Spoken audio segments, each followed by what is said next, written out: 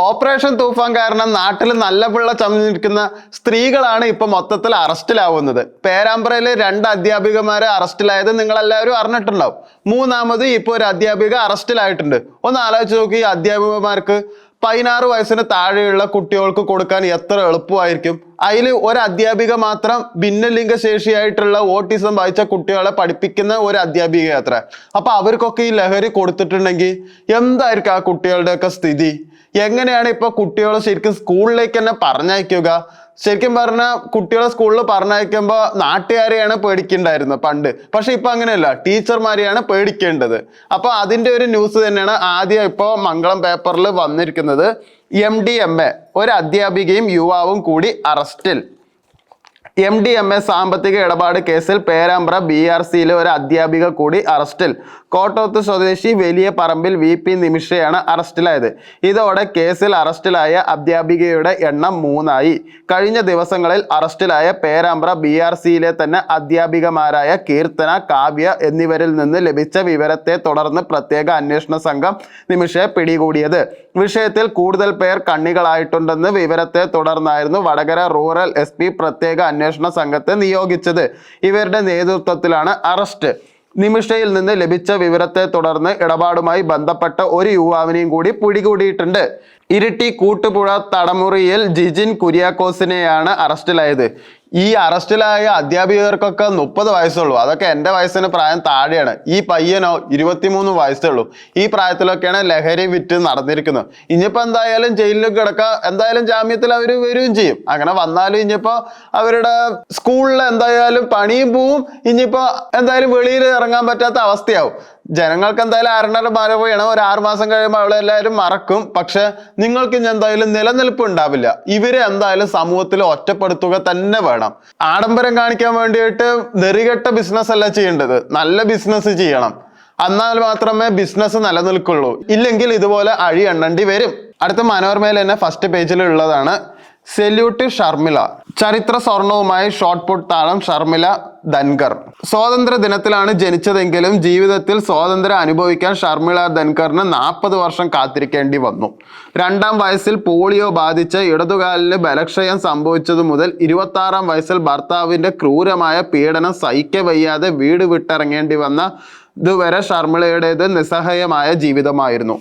Commonwealth games para athletics വനിതാ വിഭാഗം shot പുട്ടിൽ സ്വർണം മെഡൽ 9.81 മീറ്റർ നേട്ടത്തോടെ ഷർമിള രാജ്യത്തിന്റെ അഭിമാന താരമായി. അരയ്ക്ക് താഴേക്ക് ശാരീരിക വെല്ലുവിളി നേരിടുന്ന F57 വിഭാഗത്തിലാണ് ഷർമിള 40 മത്സരിച്ചത്. ഈ വിഭാഗത്തിൽ ഇന്ത്യ ആദ്യമായിട്ടാണ് സ്വർണം നേടുന്നത്. ഇന്ത്യയുടെ തന്നെ ശില്പ K ശൈലയ്ക്കാണ് വെങ്കലവും. അപ്പോ 2 കാല് എണീച്ച് നടക്കണം നമുക്കൊന്നും ഇതുവരെ ഒന്നും ചെയ്യാൻ കഴിഞ്ഞിട്ടില്ല. പക്ഷെ അവരോ വീൽ ചെയറിൽ ഇരുന്നിട്ടാണ് സ്വർണം നേടിയത്. അതൊരു ചെറിയ കാര്യമൊന്നും അല്ല എന്നുള്ളത് എനിക്ക് പേഴ്സണലി ഇപ്പൊ മനസ്സിലാവുന്നുണ്ട്. എവിടെയും പെട്ടെന്ന് എത്താൻ പറ്റണം നമുക്ക് ഒന്നും ചെയ്യാൻ കഴിയുന്നില്ല. എന്നാൽ പെട്ടെന്ന് എത്താൻ പറ്റണ ഇവര് പലതും നേടുന്നുണ്ട്. എന്താ അതിന് കാരണം? ഒന്ന് ചിന്തിച്ചു നോക്കൂ. ഇപ്പൊ ലഹരി മാഫിയകളുണ്ട്, അതുപോലെ തന്നെ അവയവത്തിന്റെ മാഫിയ ഉണ്ട്. ആ മാഫിയ അല്ലാണ്ട് ഇപ്പൊ പുതിയൊരു മാഫിയയും കൂടി വന്നിട്ടുണ്ട്. അതെന്താ വെച്ചാൽ നവജാത ശിശു വിൽപ്പന. ഗുണ്ടാ സംഘത്തിലെ 2 പേര് അറസ്റ്റിൽ. സംഭവം പുറത്തു കൊണ്ടുവന്നത് മലയാള മനോരമയിലെ ഫസ്റ്റ് പേജ് തന്നെയാണ് കേട്ടോ ഇത്. അന്യ സംസ്ഥാനങ്ങളിൽ നിന്ന് ഗർഭിണികളെ എത്തിച്ച് അവർക്കുണ്ടാവുന്ന നവജാത ശിശുക്കളെ വിൽക്കുന്നുവെന്ന പരാതിയിൽ തമിഴ്നാട് തിരുനെൽവേലി സ്വദേശി മൂപ്പിലി രാജ 27 വയസ്സ്, വാഗമൺ പുതുക്കോട് വീട്ടിൽ KS അർജുന 21 വയസ്സിലാണ് പോലീസ് അറസ്റ്റിലായത്. നേരത്തെ യുവതിയെ പാർപ്പിച്ചിരുന്ന തീക്കോയിലെ വീട്ടിൽ നിന്നാണ് ഇവരെ പിടികൂടിയത്. കോടതിയിൽ ഹാജരാക്കിയ 2 പേരെയും റിമാൻഡ് ചെയ്തു. ഈരാറ്റുപേട്ട പോലീസ് രജിസ്റ്റർ ചെയ്ത കേസിൽ ഹർഷിത എന്ന സ്ത്രീയും പ്രതിയാണ്. തമിഴ്നാട്ടിൽ നിന്ന് തന്നെ കേരളത്തിൽ എത്തിക്കുകയും ജനിക്കാൻ പോകുന്ന കുഞ്ഞിനെ കടത്തി കൊണ്ടുപോയി വിൽക്കാൻ ശ്രമിക്കുകയും ചെയ്ത ആസാം സ്വദേശിയെ 22 വയസ്സുകാരിയുടെ പരാതിയിലാണ് നടപടി. മലയാള മനോരമയാണ് സംഭവം പുറത്തു കൊണ്ടുവന്നത്. ഈ മാസം 16-ന് തീക്കോയിൽ എത്തിച്ച യുവതിയെ രഹസ്യമായി പാർപ്പിക്കുകയും കുട്ടിയെ നൽകുന്നതിന് വിസമ്മതിച്ചപ്പോൾ തടഞ്ഞു വെച്ച് മർദ്ദിക്കുകയും ചെയ്തെന്ന കേസ്. 26-ന് ഈ വീട്ടിൽ നിന്ന് രക്ഷപ്പെട്ട യുവതി ഈരാറ്റുപേട്ട സ്റ്റേഷനിലെത്തിയെങ്കിലും ഭാഷ മനസ്സിലാകാത്തതിനാൽ മൊഴി രേഖപ്പെടുത്താൻ കഴിഞ്ഞില്ല. കെയർ ഹോം അധികൃതരുടെ സഹായത്തോടെ പിന്നീട് വിശദമായ പരാതി നൽകുകയായിരുന്നു. ചോദ്യം ചെയ്യുന്നതിനായി പ്രതികളെ പോലീസ് കസ്റ്റഡിയിൽ ആവശ്യപ്പെട്ടേക്കും. പാലാ DYSP K സദനാണ് അന്വേഷണ ചുമതല. കെയർ ഹോമിൽ പാർപ്പിച്ചിരിക്കുന്ന പരാതിക്കാരി യുവതിയെ ഇന്നലെ വൈകിട്ട് വനിതാ ശിശു വികസന വകുപ്പ് അധികൃതരെത്തി ഏറ്റെടുത്തു. പിന്നെ അടുത്ത് തന്നെ മനോരമയിലെ ഏറ്റവും വലിയ കേസാണ്. ഇപ്പൊ CJPന്റെ പ്രശ്നം എല്ലാം നന്നായിട്ട് നടക്കണം നിങ്ങൾക്ക് എല്ലാവർക്കും അറിയാം. പക്ഷെ CJPയിലെ വിദ്യാർത്ഥികളെ പോലീസുകാർ മർദ്ദിച്ചു എന്നുള്ള പ്രക്ഷോഭം ഭയങ്കര കൂടുതലായിരുന്നു. പക്ഷെ അത് പോലീസുകാരല്ലായിരുന്നു, പോലീസിൽ ചേർന്ന ഗുണ്ടകളായിരുന്നു എന്നാണ് പറയുന്നത്. അപ്പൊ ആ ഒരു ന്യൂസാണ് ഇപ്പോൾ ഇതിൽ കൊടുത്തിരിക്കുന്നത്. വിദ്യാർത്ഥി പ്രക്ഷോഭം കേസുകളിൽ തുടരുമെന്ന് സുപ്രീം കോടതി. കേസിൽ രാജിയില്ല. കേന്ദ്ര സർക്കാരിന്റെ ഉറപ്പിന് വിരുദ്ധം. കോടതി ഉത്തരവിനെതിരെ CJP. ചോദ്യപേപ്പർ ചോർച്ചയിലെ വിദ്യാർത്ഥി പ്രതിഷേധത്തിൽ രജിസ്റ്റർ ചെയ്ത കേസുകളിൽ ഡൽഹിയിലും മറ്റു സംസ്ഥാനങ്ങളിലും അന്വേഷണം തുടരാമെന്ന് സുപ്രീം കോടതി. കേസുകൾ പിൻവലിക്കാമെന്നു കേന്ദ്ര സർക്കാർ ഉറപ്പ് നൽകിയിരിക്കുകയാണ്. ചീഫ് ജസ്റ്റിസ് സൂര്യകാന്ത് അധ്യക്ഷനായ ബെഞ്ചിന്റെ ഇടക്കാല ഉത്തരവ്. പ്രതിഷേധിച്ചവർക്കെതിരെ അറസ്റ്റ് അടക്കം നടപടികൾ പാടില്ലെന്നു ഉത്തരവിലുണ്ടെങ്കിലും കേസിലെ നടപടികൾ തുടരുന്നത് സർക്കാർ നൽകിയ ഉറപ്പിന് വിരുദ്ധമാണ്. കേന്ദ്ര സർക്കാരിനു വേണ്ടി ഹാജരായ സോളിസിറ്റർ ജനറൽ തുഷാർ മേത്തയും ഇക്കാര്യം കോടതിയിൽ സൂചിപ്പിച്ചില്ല. അതിനിടെ ഇടക്കാല ഉത്തരവ് സ്വീകാര്യമല്ലെന്ന് നിലപാടുമായി CJP രംഗത്തെത്തി. അപ്പോൾ ഈ വിദ്യാർത്ഥികൾ പ്രക്ഷോഭത്തിന് ഇറങ്ങുകയൊക്കെ ചെയ്തു. പക്ഷെ ഏതാണെന്നുള്ള മിക്ക വിദ്യാർത്ഥികൾക്കും അറിയില്ല. കാരണം ഒരു ന്യൂസ് റിപ്പോർട്ടർ ഒരു കുട്ടീൻ്റെ അടുത്ത് ചോദിച്ചു, ഇത് എന്തിനാണ് ഈ സമരം ചോദിച്ചപ്പോൾ നീറ്റിന്റെ എന്തോ ഒരു പ്രശ്നമാണ് എന്നുള്ളത്. അവിടെ പ്രക്ഷോഭത്തിന് ഇരിക്കുന്ന കുട്ടികൾക്കേ അറിയില്ല ഇതെന്താ പ്രശ്നം എന്നുള്ളത്. നിങ്ങൾക്കൊക്കെ തല്ലുകൊണ്ടതും നിങ്ങൾക്കെതിരെ കേസ് വന്നതും മാത്രമേ ഇപ്പം മെച്ചായി. കേസ് എടുത്തത് എന്തായാലും ഇനിയിപ്പോൾ അത് കേസ് നടക്കുകയും ചെയ്യും. നിങ്ങൾക്ക് ഇനി വെളിയിൽ എവിടെയെങ്കിലും ജോലിക്ക് പോകാൻ പറ്റില്ല. നിങ്ങൾക്ക് പാസ്പോർട്ട് കിട്ടില്ല. എല്ലാ അവതാളത്തിലായി. ഇവിടെ തന്നെ കടന്ന് കറങ്ങുകയും വേണം. പോരാത്തതിന് നിങ്ങളുടെ പഠിപ്പിക്കുന്നതിന്റെ സർട്ടിഫിക്കറ്റും കൂടി നിങ്ങൾക്ക് അടുത്ത 7 വർഷത്തിന് കിട്ടില്ല. മൊത്തത്തില് പ്രക്ഷോഭിച്ചവർക്ക് ലൈഫ് പോയി എന്നല്ലാണ്ട് വേറൊന്നും ഇപ്പൊ ഇവിടെ ഉണ്ടായിട്ടില്ല. ശരിയാ, വിദ്യാഭ്യാസ മന്ത്രി രാജിവെച്ചു. വിദ്യാഭ്യാസ മന്ത്രി രാജിവെച്ചാൽ എന്താ? BJPന്റെ അടുത്തൊരു മന്ത്രി തന്നെയല്ലേ അവിടെ കയറിയിരിക്കുന്നത്. അല്ലാണ്ട് CJPയിലെ ആളോ കോൺഗ്രസിലെ ആളോ ഒന്നും അല്ലല്ലോ വന്നിരിക്കുന്നത്. അപ്പൊ ആരാ ശരിക്കും പറഞ്ഞ മണ്ടന്മാരാവണത്? തല്ലുകൊണ്ട വിദ്യാർത്ഥികൾ തന്നെയാണ്. ഡൽഹിയിൽ CJP ആണെങ്കിൽ കേരളത്തിൽ PSC ആണ്. ഇവിടുത്തെ CPMകാരൊക്കെ ഡൽഹിയിൽ പോയിട്ട് പ്രക്ഷോഭം നടത്തുന്നു. പക്ഷെ ഇവിടെ PSCയില് റാങ്ക് ലിസ്റ്റിൽ വരാണ്ട് മുട്ടുകുത്തി നടന്നിട്ട് മണ്ണ് വാരി തിന്നിട്ട് അവിടെ സെക്രട്ടേറിയറ്റിൽ സമരം ചെയ്യുന്നുണ്ട്. അതൊന്നും ഒരു CPMകാരും വന്നിട്ട് അവിടെ പറയില്ല. അപ്പൊ ആ ഒരു ന്യൂസാണ് ഇപ്പൊ മനോരമയിൽ കൊടുത്തിരിക്കുന്നത്. ഒരേ തസ്തിക 2 പരീക്ഷ, ചോദ്യങ്ങൾ ഒന്ന് തന്നെ. PSCക്ക് എതിരെ വീണ്ടും പരാതി സർവകലാശാല പ്രൊഫഷണൽ അസിസ്റ്റന്റ് ഗ്രേഡ് 2 പരീക്ഷയെക്കുറിച്ച്. പരീക്ഷ റദ്ദാക്കണമെന്ന് ആവശ്യപ്പെട്ട് ഉദ്യോഗാർത്ഥികൾ. ഒരേ തസ്തികയിലേക്ക് 2 ബാച്ചുകളിലായി PSC നടത്തിയ പരീക്ഷയ്ക്ക് ഉപയോഗിച്ചത് ഒരേ ചോദ്യങ്ങൾ ചോരാൻ സാധ്യതയുണ്ടായിരുന്നതിനാൽ പരീക്ഷ റദ്ദാക്കണമെന്ന് ആവശ്യപ്പെട്ട് ഉദ്യോഗാർത്ഥികൾ ചിലർ PSCയെ സമീപിച്ചു. സർവകലാശാലകളിലെ professional assistant grade 2 library category 274/2025 തസ്തികയിലേക്ക് ജനുവരി 26-ന് PSCയുടെ ഓൺലൈൻ കേന്ദ്രങ്ങളിൽ നടത്തിയ പരീക്ഷയെക്കുറിച്ച് പരാതി ഉയർന്നത്. രാവിലെ 8 മുതൽ 11 വരെയും 10:45 മുതൽ 1:45 വരെയുമുള്ള 2 ബാച്ചുകളിലായി 1928 പേരാണ് വിവിധ ജില്ലകളിൽ പരീക്ഷ എഴുതിയത്. 2 ബാച്ചുകൾക്കും ഒരേ ഹാളിൽ ഒരേ കമ്പ്യൂട്ടറുകൾ ഉപയോഗിച്ചായിരുന്നു OMR പരീക്ഷ. PSCയിൽ നിന്നുള്ള ഉദ്യോഗാർത്ഥികൾക്കും ഇൻവിജിലേറ്റർമാർക്കും മാറ്റമുണ്ടായിരുന്നില്ല. 2 ബാച്ചുകൾക്കും വ്യത്യസ്ത ചോദ്യങ്ങൾ ഉപയോഗിച്ചിരുന്നോ എന്ന് വിവരാവകാശ നിയമപ്രകാരം ചോദിച്ചപ്പോൾ വഴുതി മാറിയ PSC അപ്പീൽ നൽകിയപ്പോഴാണ് ഒരേ ചോദ്യങ്ങളാണ് ഉപയോഗിച്ചതെന്ന് സമ്മതിച്ചത്. ചോദ്യങ്ങൾ ചോർന്ന പരീക്ഷയുടെ രഹസ്യ സ്വഭാവം നഷ്ടപ്പെടാതിരിക്കാൻ സാധ്യതയുണ്ടെന്നാണ് വിദ്യാർത്ഥികളുടെ പരാതി. എന്നാൽ 2 ബാച്ചുകളിലായും ഉദ്യോഗാർത്ഥികൾ തമ്മിൽ കാണാത്ത വിധമായിരുന്നു പരീക്ഷ ക്രമീകരിച്ചെന്ന് PSCയുടെ വിശദീകരണം. ഇവിടെ ഇത്രയും വലിയ പ്രശ്നം നടക്കണോ? എന്നിട്ടാണ് അവിടെ പോയിട്ട് സമരം ചെയ്യുന്നത്. പിന്നെ മനോരമയിലും ഇതേ ന്യൂസ് തന്നെയാണ്. ഈ MDMA കേസിൽ വീണ്ടും ഒരു അധ്യാപികമാരാണ് പെടുന്നത്. അധ്യാപകന്മാർ പെടുന്നില്ല, അവര് നല്ല നടപ്പാണ് നടക്കണത്. ഉള്ള പെണ്ണുങ്ങളൊക്കെ ഇപ്പൊ ലഹരി വിറ്റാൻ നടക്കണത്. കാണാനൊക്കെ നല്ല സുന്ദരിമാരാണ്, പക്ഷെ അതിന്റെ പിന്നിൽ മൊത്തം കഴുകും കണ്ണുകളും ആവശ്യമില്ലാത്ത വൃത്തികെട്ട ചിന്തകളും വൃത്തികെട്ട ചെയ്തികൾ മാത്രമേ ഉള്ളൂ. പിന്നെ അടുത്ത അത്യാവശ്യം തൊഴിലിന്റെ ഇതാണ്. റെയിൽവേയിൽ 4000 ഒഴിവുകൾ എന്തായാലും വന്നിട്ടുണ്ട്. അപ്പൊ എല്ലാവർക്കും അപ്ലൈ ചെയ്യാം. പ്രായപരിധി 18-നും 33-നും വയസ്സിനും ഇടയ്ക്കാണ്. ശമ്പളം 35,000 രൂപയാണ് കൊടുത്തിരിക്കുന്നത്. അപ്പോൾ അവരുടെ വെബ്സൈറ്റായ RRB തിരുവനന്തപുരത്ത് പോയിട്ട് നിങ്ങൾ എന്തായാലും രജിസ്റ്റർ ചെയ്യണം. അല്ലെങ്കിൽ RRBChennai.government.in-ലും രജിസ്റ്റർ ചെയ്യുക. RR Mumbai Government.in-ലും നിങ്ങൾക്ക് രജിസ്റ്റർ ചെയ്യാമെന്ന് അവർ കൊടുത്തിട്ടുണ്ട്. അത് മാത്രമല്ല യൂണിയൻ ബാങ്കിലും നല്ല ഒഴിവുകൾ വന്നിട്ടുണ്ട്. 395 ഒഴിവുകളാണ് വന്നിരിക്കുന്നത്. ഓഗസ്റ്റ് 10 വരെ ഓൺലൈനായിട്ട് നിങ്ങൾക്ക് എന്തായാലും അതിൽ അപേക്ഷിക്കാം. എല്ലാ വിഭാഗത്തിലും എന്തായാലും ഒഴിവ് വന്നിട്ടുണ്ട്. പോരാത്തതിന് കരസേനയിലും നിങ്ങൾക്ക് 76 ഒഴിവുകളാണ് ഉള്ളത്. അത് 25 വയസ്സ് പ്രായത്തിന് താഴെയുള്ളവർക്ക് മാത്രമേ ഉള്ളൂ. പിന്നെ പഞ്ചാബ് നാഷണൽ ബാങ്കിലും 545 ഓഫീസർമാരുടെ ഒഴിവുണ്ട്.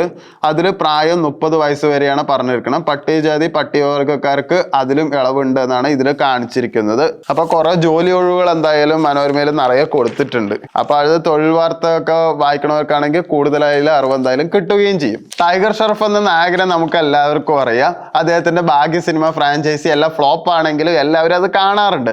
അപ്പോൾ അദ്ദേഹം ഫുട്ബോളിൽ അരങ്ങേറ്റം കുറിക്കുകയാണ് ഇത്ര. അപ്പൊ ആ ന്യൂസ് ഞാൻ എന്തായാലും വായിക്കാം. പ്രൊഫഷണൽ ഫുട്ബോളിലേക്ക് മാസ് എൻട്രിയുമായി ബോളിവുഡ് നടൻ ടൈഗർ ഷറഫ് ഏഷ്യയിലെ ഏറ്റവും തലപ്പൊക്കമുള്ള ടൂർണമെന്റുകളിൽ ഒന്നായ ഡ്യൂറൻ കപ്പിലാണ് നടൻ ഔദ്യോഗികമായി പന്ത് തട്ടി തുടങ്ങുക. മുംബൈ FC വേണ്ടിയാണ് നടൻ ജാക്കി ഷറഫിന്റെ മകൻ കൂടിയായ ടൈഗർ ഷറഫ് കളത്തിലിറങ്ങുക. 36-കാരനായ നടൻ ടൂർണമെന്റിന് മുന്നോടിയായി ടീമിനൊപ്പം കടുത്ത പരിശീലനത്തിലാണ്. അവസാനഘട്ട ഗ്രൂപ്പ് മത്സരങ്ങളിൽ കളിച്ചേക്കുമെന്നാണ് സൂചന. 30-ന് മുംബൈ FC മത്സരങ്ങൾക്കായി ഷില്ലോങ്ങിലേക്ക് തിരിക്കും. 2024 മുതൽ മുംബൈ FCയുടെ ബ്രാൻഡ് അംബാസിഡറായാണ് ടൈഗർ ഷറഫ്. അപ്പോൾ ടൈഗർ ഷറഫ് എങ്ങനെയായാലും നന്നായിട്ട് കളിക്കുന്നറിയാം. അങ്ങനെ പരിശീലനം കിട്ടിയില്ല, കാരണം അത്രയും ഫ്ലെക്സിബിൾ ബോഡിയാണ് അദ്ദേഹത്തിന് ഉള്ളത്. പിന്നെ അടുത്ത ബിസിനസ് ന്യൂസ് ആണ്. വരുന്നു നനയാത്ത ഉടയാത്ത നോട്ടുകൾ. അപ്പോൾ നോട്ട് നിരോധനം വീണ്ടും ഉണ്ടാവാൻ സാധ്യതയുണ്ട്. കാരണം ലോകത്തെ എല്ലാവിടെയും പ്ലാസ്റ്റിക് നോട്ടുകൾ വരികയാണ്. ഞാൻ വിചാരിച്ചു ഇന്ത്യയിൽ മാത്രമേ വരുള്ളൂ എന്നുള്ളത്. പക്ഷേ എലിസബത്ത് രാജ്ഞിയുടെ അടക്കം പ്ലാസ്റ്റിക് നോട്ടുകൾ ഇപ്പോൾ വന്നിട്ടുണ്ട് എന്നുള്ള ഫോട്ടോയാണ് ഇതിൽ കൊടുത്തിരിക്കുന്നത്. പോളിമർ ഷീറ്റുകൾക്ക് ടെൻഡർ വിളിച്ചത് ഫീൽഡ് ട്രയലുകൾക്കായി. പ്ലാസ്റ്റിക് നോട്ടുകൾക്ക് പേപ്പർ നോട്ടുകളെ അപേക്ഷിച്ച് 4 മടങ്ങ് വരെ ആയുസുണ്ട്. നനഞ്ഞാലോ ചുരുണ്ടാലോ നശിക്കുന്ന കടലാസ് നോട്ടുകൾക്ക് പുറമെ കൂടുതൽ കാലം ഈട് നിൽക്കുന്ന പ്ലാസ്റ്റിക് നോട്ടുകൾ ഭാവിയിൽ നമ്മുടെ കൈകളിൽ എത്തുമെന്നാണ് ഏറെക്കുറെ ഉറപ്പായി കഴിഞ്ഞു. കറൻസി പ്രിന്റ് ചെയ്യുന്നതിനായി ഈ മാസാദ്യം 3.4 കോടി പോളിമർ ഷീറ്റുകൾ വാങ്ങുന്നതിനായി Bharatiya reserve bank note Mudran private limited ആഗോള ടെൻഡർ ഈ നടപടിയുടെ ഭാഗമാണ്. എന്നാൽ 2009 മുതൽ തന്നെ പ്ലാസ്റ്റിക് നോട്ടിനുള്ള നീക്കങ്ങൾ ഇന്ത്യ തുടങ്ങിയിരുന്നു. അന്ന് 10 രൂപയുടെ 100 കോടി പ്ലാസ്റ്റിക് നോട്ടുകൾ പ്രിന്റ് ചെയ്യുമെന്ന് സർക്കാർ പ്രഖ്യാപിച്ചിരുന്നു. വ്യത്യസ്ത ഭൂപ്രകൃതിയും കാലാവസ്ഥയിലുള്ള കൊച്ചി അടക്കം 5 നഗരങ്ങളിൽ ട്രയൽ നടത്തുമെന്നാണ് അന്ന് അറിയിച്ചത്. എന്നാൽ സാങ്കേതിക കാരണങ്ങളാൽ ഇത് മുന്നോട്ട് പോയില്ല. ഇപ്പോൾ ടെൻഡർ വിളിച്ചിരിക്കുന്നത് സമാനമായ ഫീൽഡ് ട്രയലുകൾക്കാണ്. പോളിമർ കറൻസി വരുന്നുവെന്നു കരുതി പേപ്പർ നോട്ടുകൾ ഇല്ലാതാകില്ലെന്നും സർക്കാർ വ്യക്തമാക്കിയിട്ടുണ്ട്. ഏകദേശം 60 രാജ്യങ്ങളിൽ പൂർണ്ണമായോ ഭാഗികമായോ പോളിമർ നോട്ടുകളുണ്ട്. ഓസ്ട്രിയ, ബ്രിട്ടൻ, കാനഡ, ന്യൂസിലാൻഡ് എന്നിവ ഇതിൽ ഉൾപ്പെടും. അപ്പോൾ ആൾറെഡി പ്ലാസ്റ്റിക് നോട്ടുകൾ ഇറങ്ങിയിട്ടുണ്ട്. പ്ലാസ്റ്റിക് അല്ല, ആക്ച്വലി ഇത് പോളിമർ നോട്ടുകളാണ്. അപ്പോൾ ഇത് ടെൻഡർ കൊടുക്കുകയാണെങ്കിൽ റിസർവ് ബാങ്കിന്റെ കീഴിൽ തന്നെ ആയിരിക്കും. പക്ഷേ ഈ ടെൻഡർ കിട്ടിയവർക്ക് എന്തായാലും കൂടുതൽ നോട്ടുകൾ അടിക്കാൻ പറ്റില്ലേ? ഞാൻ വെറുതെ നമ്മുടെ സാധാരണക്കാരൻ ചിന്തിക്കണ പോലെ ചിന്തിച്ചാണ്. ഇപ്പൊ നമ്മളൊരു ബിസിനസ് ചെയ്യുമ്പോൾ നമുക്ക് ടെൻഡർ എടുക്കുകയാണ്. അപ്പൊ നമുക്കത് എന്തും കാണിക്കാമല്ലോ, സർക്കാരിനെ മറച്ചു വെച്ചിട്ട്. അങ്ങനെ ആയിരിക്കുമല്ലോ ടെൻഡർ എന്നൊക്കെ പറയുമ്പോൾ. അടുത്ത സ്വർണ്ണവിലയാണ്. പവന് 1,05,720 രൂപയാണ് കാണിച്ചിരിക്കുന്നത്. സ്വർണ്ണവില ശരിക്കും പറഞ്ഞാൽ ഇന്നലെ താഴെയാണ് വന്നിരിക്കുന്നത്. ഇന്നലെ 650 രൂപ കൂടിയതായിരുന്നു. ഇപ്പൊ അത് വീണ്ടും കമ്മിയായിട്ടുണ്ട്. ഗ്രാമിന് അപ്പോൾ 13,215 രൂപയാണ് ഇപ്പോൾ ഉള്ളത്. അപ്പോൾ 1 ഗ്രാം കോയിനൊക്കെ വാങ്ങുകയാണെങ്കിൽ നിങ്ങൾക്ക് അതിപ്പോൾ ലാഭമാണ്. ഭാവിയിൽ എന്തായാലും അത് കൂടും. അടുത്ത സിൽവർ സ്റ്റോം IPO 2 ഇരട്ടിയോളം അപേക്ഷകർ. തൃശൂർ ആസ്ഥാനമായ സിൽവർ സ്റ്റോം പാർക്സ് ആൻഡ് റിസോർട്ടിന്റെ പ്രാഥമിക ഓഹരി വിൽപ്പനയ്ക്ക് നിക്ഷേപകരിൽ നിന്നും മികച്ച പ്രതികരണം. വിൽപ്പനയ്ക്ക് വെച്ച ഓഹരിയുടെ 2 ഇരട്ടിയോളം 193% അപേക്ഷകളാണ് ലഭിച്ചത്. 83.85 ലക്ഷം ഓഹരികൾക്കാണ് നിക്ഷേപരെ ലഭിച്ചത്. 45.46 ലക്ഷം ഓഹരികളാണ് കമ്പനി വിൽപ്പനയ്ക്ക് വെച്ചത്. 82.43 കോടി രൂപ സമാഹരിക്കുകയെന്ന ലക്ഷ്യത്തോടെയാണ് IPO. 123-നും 133-നും ഇടയിലുള്ള രൂപയാണ് പ്രൈസ് ബ്രാൻഡ്. 1000 ഓഹരികളുടെ 2 നോട്ടുകളിലായിട്ടായിരുന്നു IPO നടത്തിയത്. BSE, MSE പ്ലാറ്റ്ഫോമിലാണ് IPO നടന്നത്. ആങ്കർ നിക്ഷേപത്തിലൂടെ കമ്പനി കഴിഞ്ഞ 23-22 കോടി രൂപ സ്വരൂപിച്ചിരുന്നു. ഈ മാസം 31 ലിസ്റ്റ് ചെയ്യും. അടുത്ത സ്പോർട്സ് പേരാണ്. സ്പോർട്സ് പേജിൽ നേരത്തെ പറഞ്ഞത് തന്നെയാണ്. കോമൺവെൽത്ത് ഗെയിംസിൽ ഇന്ത്യക്ക് ഇന്നലെ 4 മെഡലുകൾ കിട്ടിയിട്ടുണ്ട്. അപ്പൊ അതിൽ 1 സ്വർണ്ണമാണ്, ബാക്കി വെള്ളിയും വെങ്കലമാണ് പറഞ്ഞിരിക്കുന്നത്. പാരാ അത്ലറ്റിക് ഷോട്ട് പുട്ടിൽ ഷാർമിലയ്ക്ക് സ്വർണം, ശില്പയ്ക്ക് വെങ്കലം. പുരുഷ വിഭാഗം വെയ്റ്റ് ലിഫ്റ്റിംഗിൽ അജയ് ബാബുവിന് വെള്ളി. പുരുഷ വിഭാഗം ഹൈ ജമ്പിൽ സർവേഷ് കുഷാരയ്ക്ക് വെള്ളി. അപ്പൊ എന്തായാലും സ്വർണം വെള്ളിയൊക്കെ കൂടിക്കൂടി വരുന്നുണ്ട്. കാരണം നമുക്ക് എപ്പോഴും ഒളിമ്പിക്സിൽ ഒരു വെള്ളിയോ ഒരു വെങ്കലോ ഒക്കെ സാധാരണ കിട്ടാറുള്ളൂ. ഒരു 10 വർഷം മുമ്പ് മറ്റാണ് ഒരു സ്വർണം കിട്ടിയിരിക്കുന്നത്. പിന്നെ ഇപ്പോഴാണ് അത്. പിന്നെ ബീജിംഗ് ഒളിമ്പിക്സിലായിരുന്നു അന്ന് കിട്ടിയിട്ടുണ്ടായിരുന്നത്. അതിനൊരു ഓർമ്മയുണ്ട്. അപ്പൊ എന്തായാലും സ്വർണം വെള്ളിയൊക്കെ കൂടിക്കൂടി വരട്ടെ. ഈ സ്പോർട്സിൽ കൂടുതലും നോർത്ത് ഈസ്റ്റ് പഞ്ചാബുകാരാണ് കൂടുതലും മെഡൽസ് വാങ്ങുന്നത്. കാരണം ആ ഭാഗത്ത് സ്പോർട്സിനൊക്കെ നല്ല ഇതാണ്. അവർ നന്നായിട്ട് തന്നെ പ്രൊമോട്ടും ചെയ്യുന്നുണ്ട്, അതിൽ വരുന്നുമുണ്ട്. പക്ഷെ സൗത്ത് ഇന്ത്യയിൽ അങ്ങനെയല്ല. ഇപ്പൊ സ്പോർട്സിൽ എങ്ങനെയെങ്കിലും കയറിയിട്ട് അവനൊന്ന് ജസ്റ്റ് കളിച്ചാൽ മതി. അവനൊന്നുമില്ലെങ്കിൽ സ്പോർട്സ് ടീച്ചറായിട്ടോ മാഷായിട്ടോ അല്ലെങ്കിൽ എന്തെങ്കിലും ഗവൺമെന്റ് ജോലിയോ കൊടുത്തേ പറ്റുള്ളൂ. അതിന് കുറെ പൈസയും കൊടുക്കാറുണ്ട്. ഇതാണ് നമ്മുടെ കേരളത്തിലും തമിഴ്നാട്ടിലും ആന്ധ്രയിലും കർണാടകയിലൊക്കെ സ്പോർട്സിലൂടെ നടക്കുന്നത്. അപ്പൊ അത്യാവശ്യം പ്രധാന വാർത്തകളൊക്കെ ഇന്ന് നമ്മൾ കവർ ചെയ്തിട്ടുണ്ടായിരുന്നു. ഇന്ന് എല്ലാവരും ലീവ് ആയതും കൊണ്ടാണ് ഞാൻ ഒറ്റയ്ക്ക് ഇത് ചെയ്യേണ്ടി വന്നത്. അതുകൊണ്ട് നാളെ എന്തായാലും വീണ്ടും 2 പേര് തന്നെ ഉണ്ടാവും. അപ്പോൾ നമുക്ക് നാളെ കാണാം.